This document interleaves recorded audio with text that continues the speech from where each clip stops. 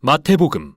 앞영상에서 마태는 예수님을 다윗의 가문에서 나신 메시아, 모세와 같이 권위 있는 새로운 선생, 그리고 임마누엘, 히브리어로 우리와 함께 하시는 하나님으로 소개했습니다. 예수님은 하나님 나라의 도래를 선포하고 가르치시고 그 나라를 이스라엘 사람들의 일상 속에서 실현하셨죠. 많은 이들이 그분을 받아들였지만 거절한 이들도 있었는데 특히 이스라엘의 종교 지도자인 바리새인들이 그랬죠. 따라서 중요한 질문은 예수님과 이 지도자들 간의 갈등이 어떻게 끝날 것인가 하는 것입니다.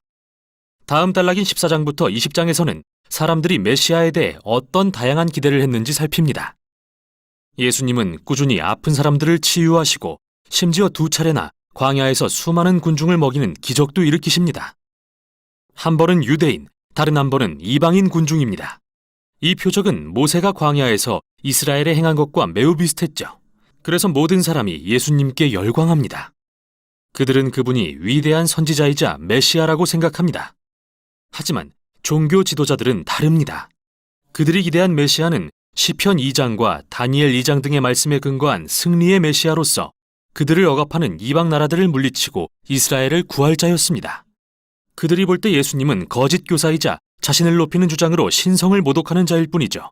그로 인해 예수님에 대한 반발은 점점 거세졌고 그들은 예수님을 죽이려는 음모를 꾸미게 됩니다. 그러자 예수님은 이들로부터 물러나셔서 가장 가까운 제자들에게 이스라엘의 메시아가 된다는 게 그분께 어떤 의미인지 설명하십니다. 누구도 그런 메시아를 기대하지 않았기 때문이죠. 16장에서 예수님은 그들에게 물으십니다. 너희는 나를 누구라 하느냐? 베드로가 옳은 대답을 하는 것처럼 보입니다. 주님은 메시아이시며 살아계신 하나님의 아들이십니다. 그러나 베드로가 생각한 것은 군사적 승리를 통해 다스릴 왕이었다는 게 곧 밝혀집니다. 예수님은 베드로에게 이렇게 도전하십니다. 그래, 나는 왕이 될 것이다. 그러나 그 방법은 다를 것이다.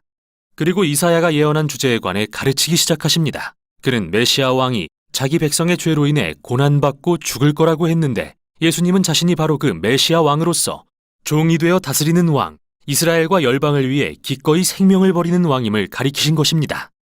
그러나 베드로와 제자들은 이를 깨닫지 못하죠.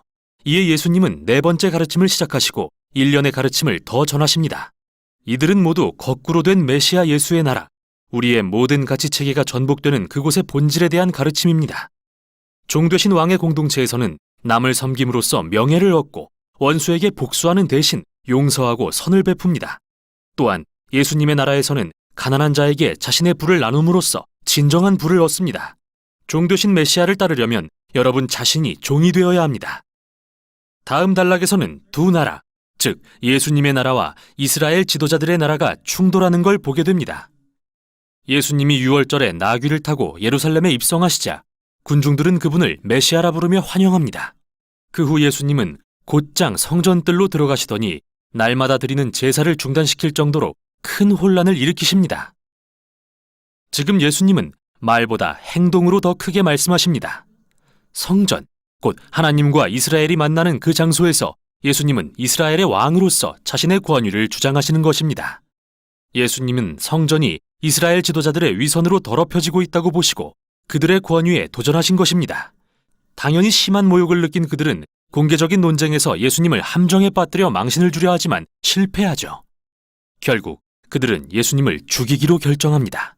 이에 대하여 예수님은 마지막 가르침을 전하십니다.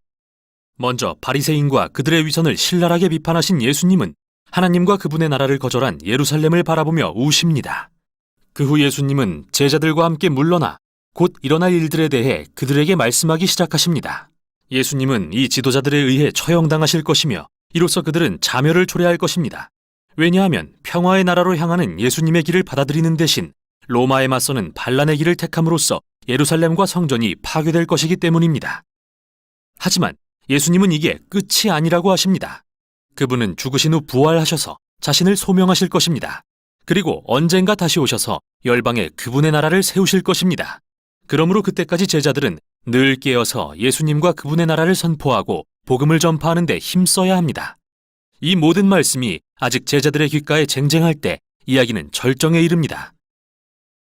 그날 밤 예수님은 제자들과 따로 모여 유월절 만찬을 가지십니다. 유월절은 이스라엘이 유월절 어린 양의 죽음을 통해 노예에서 해방된 이야기를 들려주는데요. 예수님은 이 식사에 빵과 포도주에 새로운 상징적 의미를 부여하시며 다가올 자기 죽음이 희생제물이 되어 그분의 백성을 죄와 악의 속박에서 해방할 것임을 보여주십니다. 만찬 후 예수님은 붙잡히시고 유대 지도자들의 공회인 사네드린 재판에 넘겨지십니다. 그들은 예수님이 메시아라는 주장을 받아들이지 않고 하나님을 모독했다는 죄목으로 그분을 고발합니다. 그 후 예수님은 로마 총독 빌라도 앞에 서십니다. 그는 예수님이 무죄라고 생각하지만 유대 지도자들의 압력에 굴복해 결국 그분께 십자가형을 선고합니다. 그래서 예수님은 로마 군인들에 이끌려 십자가에 못 박히십니다. 자, 이 단락에 바로 이 지점에서 눈에 띄는 게 있습니다. 마태가 서론에서처럼 구약의 말씀을 인용하는 횟수가 늘어나고 있다는 점인데요. 그는 예수님의 죽음이 비극이나 실패가 아니라 오히려 구약의 모든 예언이 놀랍게 성취된 것임을 보여주려고 하는 것이죠. 예수님은 이사야의 예언대로 종되신 메시아로 오셨습니다.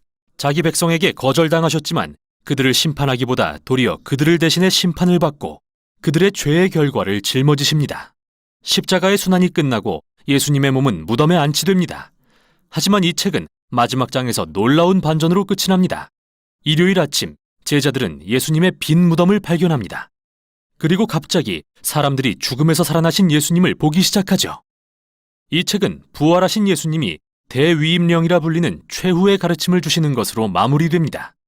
예수님은 이제 당신이 진정한 세상의 왕이라고 하시며 제자들을 모든 민족에게 보내셔서 예수가 주님이시며 누구든 세례를 받고 그분의 가르침을 따르면 하나님 나라에 참여할 수 있다는 복음을 전하게 하십니다. 그리고 맨 첫 장에 나온 그분의 이름 임마누엘을 다시 선포하듯 이 책에서 예수님이 제자들에게 하시는 마지막 말씀은 내가 너희와 함께 있으리라 인데요. 이건 마침내 다시 오실 그날까지 우리와 함께 하시겠다는 예수님의 약속입니다. 이게 바로 마태복음이 전하는 내용입니다.